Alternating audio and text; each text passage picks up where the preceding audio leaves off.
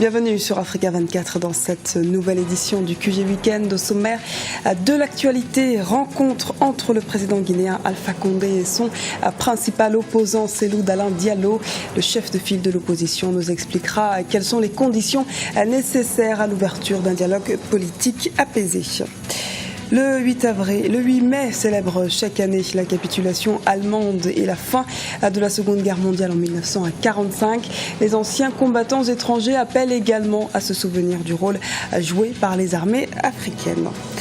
Afrique du Sud, l'Alliance démocratique, la principale formation de l'opposition, s'apprête à désigner pour la première fois un jeune noir à sa tête. Moussi Maimane devrait être élu leader de ce parti lors du congrès prévu le 10 mai à Port Elizabeth. Dialogue politique en Guinée. Le chef de l'opposition guinéenne, Cellou Dalein Diallo, se dit prêt à rencontrer le président Alpha Condé dès la semaine prochaine.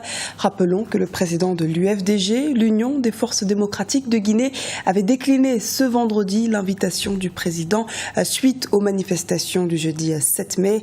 Ces discussions pourraient être amorcées sous certaines conditions car la situation actuelle reste très tendue, comme nous l'explique Cellou Dalein Diallo, le chef de file de l'opposition en Guinée.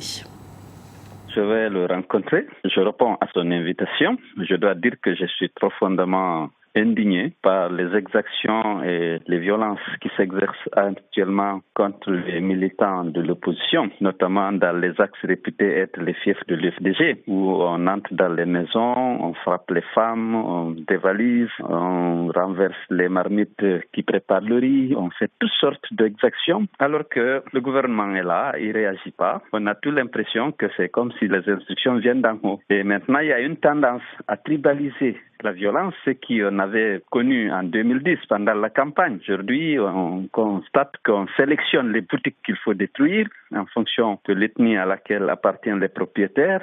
Et ça, c'est très dangereux, très dangereux. Alors donc, je vais lui demander de faire un effort pour respecter les lois et les accords politiques qu'on a déjà signés. Le monde et l'Afrique ont célébré le 70e anniversaire de la victoire des Alliés lors de la Seconde Guerre mondiale ce vendredi 8 mai. Le continent a en effet joué un rôle important dans la Seconde Guerre mondiale avec la participation de plus de 160 000 combattants africains, comme nous l'explique Ibra Khadindiaye. Dans son appel du 18 juin 1940, le général de Gaulle avait lancé « La France n'est pas seule ». Elle a un vaste empire derrière elle. Les combattants africains ont répondu massivement à cet appel et ont grandement contribué à la victoire des Alliés contre le régime nazi.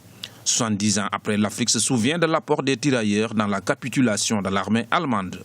L'importance, la participation des tirailleurs africains et en particulier des tirailleurs sénégalais a été indéniable, surtout dans cette phase de libération, puisque après le débarquement de Normandie de juin 44. Il y a eu le débarquement de Toulon en septembre 44, auquel les tirailleurs ont joué un rôle particulièrement important dans la mesure où ça a été précédé par la libération de l'île d'Elbe, libération à laquelle le 6e régiment de tirailleurs sénégalais, commandé par le colonel Salan, participe de façon déterminante à la libération de Toulon, qui ouvre la voie vers la remontée de l'armée vers le nord. Les tirailleurs sénégalais sont un corps de militaires ayant appartenu à l'armée coloniale française en 1857.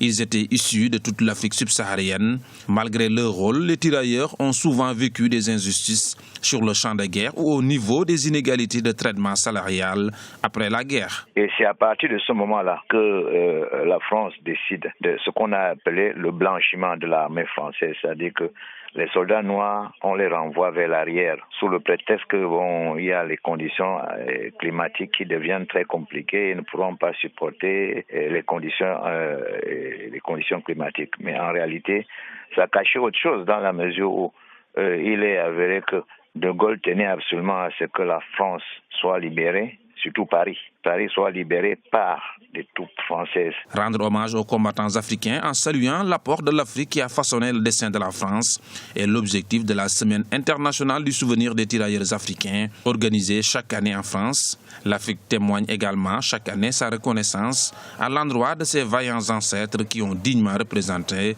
le continent dans cette période sombre de l'humanité. Forum de réconciliation de Bangui en Centrafrique. Après plusieurs jours de travaux en groupe thématique, la plénière ce samedi doit débattre des propositions faites à présent. Parmi elles, la modernisation et la réhabilitation des chefferies traditionnelles en tant qu'acteurs de la paix et de la réconciliation. Quand la crise a démarré et que les institutions se sont effondrées, certains chefs traditionnels ont fait en sorte que leur zone ne sombre pas dans l'anarchie en assumant parfois des fonctions de préfet, de sous-préfet ou encore de juge.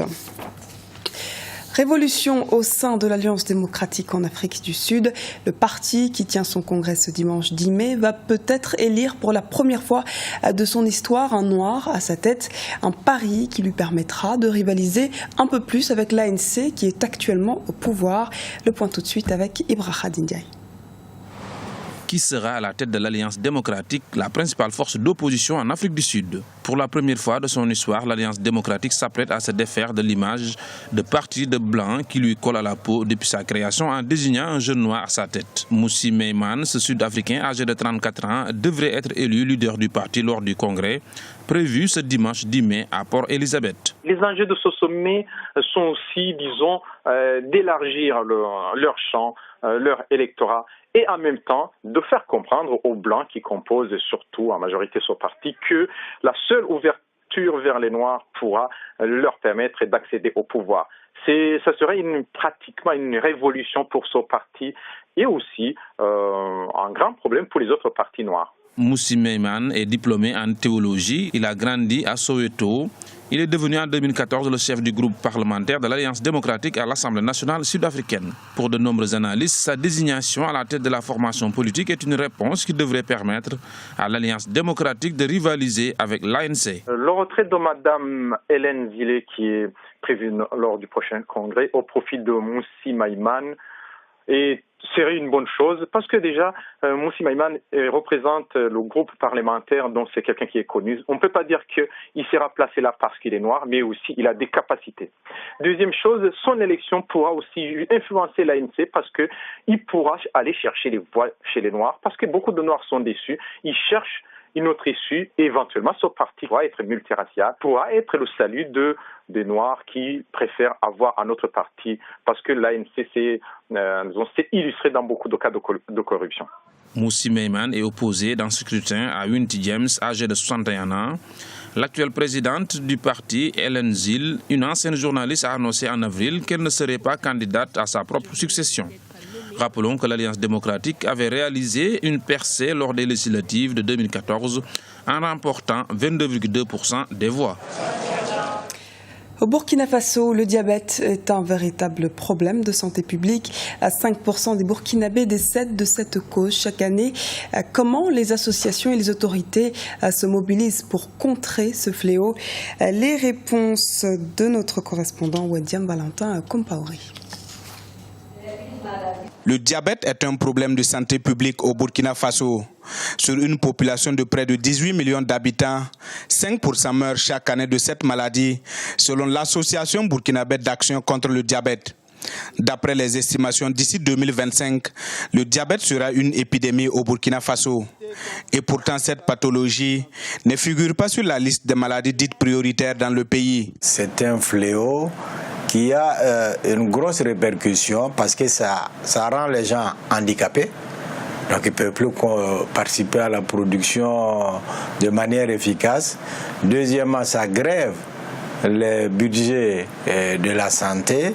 Et troisièmement, c'est un problème qui peut avoir une origine familiale. Au Burkina Faso, les maladies prioritaires sont celles infectieuses et parasitaires, comme le paludisme ou encore le sida.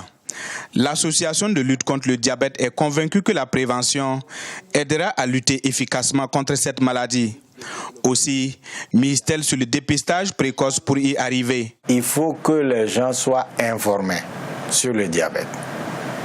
Ça, c'est important. Il faut faire beaucoup de publicité et montrer le caractère dangereux de cette maladie liée à ses complications et qui risque donc de conduire à une mortalité. Selon la Fédération internationale du diabète, la maladie touche actuellement 300 millions de personnes dans le monde, dont 80% en Afrique.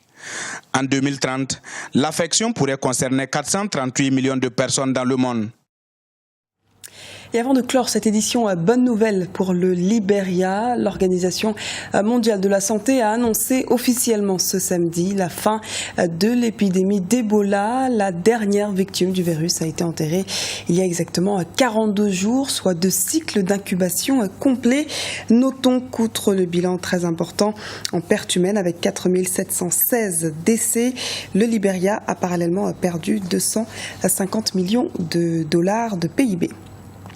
Ce journal a été réalisé par l'ensemble de la rédaction. Nous vous remercions pour votre fidélité. Retrouvez dans un instant une nouvelle édition de l'actualité sur Africa 24.